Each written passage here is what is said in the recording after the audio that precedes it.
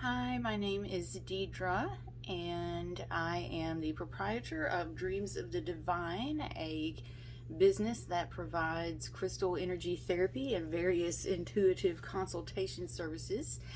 And I am making another video today. I am timing myself today because my last two videos were super long, and I know people don't have that kind of attention span. So I'm going to try and be quick and to the point here. I'm working on my chakra series, and today we are talking about the heart chakra, Anahata chakra. That is the Sanskrit word for this chakra, Anahata, associated with the musical note F. And the endocrine association is the thymus gland, which actually there is another chakra located directly at the thymus gland, but we will talk about that tomorrow. Element associated with Anahata is air, which, given my classical occult education, air didn't make a whole lot of sense to me, but it is associated with communication, and people that we think of as airheads do tend to be like really bouncy and bubbly and not take a whole lot of stuff too seriously. So I guess that could make sense. The colors associated with this chakra are green and sometimes pink. And this chakra is really important. They're all really important. But this chakra acts as kind of the gateway, the connection between our lower, more physical oriented chakras and our upper, more mental and spiritual chakras. It is really important that the energies be able to flow both ways. We need to bring intellectual thought and spiritual enlightenment down to be expressed physically in our lives, and we also need to really be able to bring a good sense and respect for and love for our own physical needs in order to be truly effective, in order to be of maximum service to God and the people around us. We need to be able to do both of those things, and that's kind of where the heart chakra comes in to me, associated with our ability to feel and express compassion and appreciation. It relates to our personal relationships and having a sense of purpose in our lives, not just an imbalanced heart chakra. You might feel really aimless and listless and not really able to figure out what you're doing or even what you want to do, not have a good sense of what makes you happy, not be compassionate towards yourself or to others, overactive. You might be too compassionate, might be leaning over into codependency. That's where we lose sight of our own physical and emotional needs and keep trying to give. So I'm going to show you guys some crystals that I use to balance this chakra, and there are many. But I'm going to show you today the ones that I work with the most often. And I'm going to start with the more common crystals for those of us who are on witchy budgets. And this one I used to overlook so often, green Aventurine. This is another member of the Quartz family. The green coloring, I believe, comes from fuchsite. And sometimes you will see flecks of mica in it. I think I was taught a long time ago that those sparkly flecks might be pyrite, and I'm sure that you can find some with actual pyrite flecks, but a lot of those sparkles are actually mica in there. And this is just a really good heart opening, healing, and it's also used a lot in luck and prosperity magic with that green color. And I was thinking about that right before I started making this, and that does track for me, because one of the things that the heart chakra does, I mentioned appreciation, and that's actually one of the major keys to manifestation and abundance work is, finding that sense of gratitude and appreciation and thankfulness for what you already have. So, but yes, so Aventurine, pretty low cost, very easy to find. This is probably one of the ones that you're almost always going to find if you just walk into a little metaphysical shop or rock shop, or even those little touristy places that they have in areas known for mining. You will probably find Aventurine right off the bat. Let's see, do we want to stick with green or do we want to go to pink? I guess we'll go to pink, because here's another common, easy to find, relatively inexpensive. You know what, I say easy to find. This is rose quartz, by the way.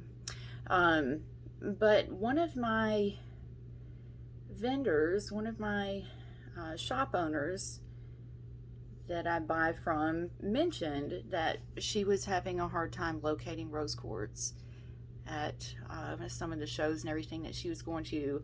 But again, cheap, easy, very good for any kind of love work, emotional healing, self-love in particular. Just feels really nice. It feels really nice. It's very calming. This is a good one to have if you're going through a breakup or something like that, or you've had a fight and you just want to be nice to yourself.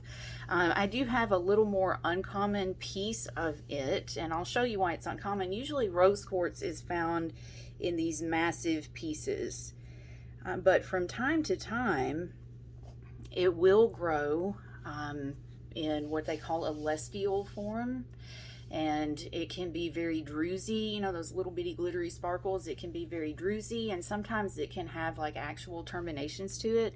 But I do have a piece of celestial rose quartz that you can see. They're really pretty. As far as I know, the celestial rose quartz only comes from Minas Gerais in Brazil. And I could be wrong. And it's also possible that terminated rose quartz is more common than we currently believe, because one of the things about it is that it will fade in UV light incredibly quickly. I saw some pictures on Mindat somebody had posted where they had a beautiful piece of it. They left it in a windowsill for 10 hours, for half a freaking day, and they came back and it was completely bleached and just looked like white quartz. So it's pretty delicate, pretty difficult to get a hold of, but I thought I would show it to you because crystal porn, because it's beautiful and I thought you would like it. But I love this, and this also works really well on that thymus chakra, which we'll talk more about tomorrow. Hell, dude, we're already halfway through the video and I still have a lot more to go. Let's see, this is, I've only seen this the last couple of years really, but this is called Garnetite, and it is obviously this wonderful green color. This is another really gentle, I've seen it called green moonstone, and I don't really think that it is. I have a small piece of moonstone that has a greenish color to it. I believe that Garnetite is a form of feldspar. It's beautiful. It doesn't really matter. I just get picky, when people start using incorrect names for things. But some of it that I've seen has like a really deep blue flash like the rainbow moonstone does. But this is another really gentle one. I feel like this is very gentle and uplifting, and definitely more on the spiritual side of things. And I will show you some more that are a little more grounding and down to earth. Chrysocolla is another good heart chakra crystal. This one has, this particular mineral has like really strong Mother Earth connections. So it does feel pretty grounding, and it is great for for doing like mother wound healing, and learning how to like reparent yourself. If you're working with that critical inner parent that has a mother voice, this is a good one for that. Very opening, very healing, very good for really feeling like a physical and spiritual connection to the planet, which helps it just be really nurturing. And another one, this is pretty new to me also, this flower agate that has been popular lately. But I got this piece when I was in Florida, with that green color. This just feels like a really happy crystal. I haven't actually used it a whole lot yet because I have so many to work my way through. So those are some ones. Green tourmaline, watermelon tourmaline. Now this is a more expensive one. This is less common, and if you do find it, you may or may not be able to afford it. This was sold to me as watermelon tourmaline. It is not actually. It is a bicolor. You can see that it does have like a pink layer up here. I have posted pictures of this very crystal on my social media. But it's green at the bottom, and then it has a pink area at the top. Watermelon tourmaline is pink in the middle, and it has a green rind around the edges, and it is an incredible heart stone. Lots of energy. I will use this in session with someone if I feel a lot of energy at the heart that just needs to like come out. And who doesn't love tourmaline? Let's see, rhodonite. Here's another pink one. And a lot of times you'll see it in tumbles with a lot of black matrix. I think that's manganese, I believe, that you will see it with, but this is just a really nice, almost gem quality rhodonite that I got. This is another one that is good for grounding your heart, which I appreciate.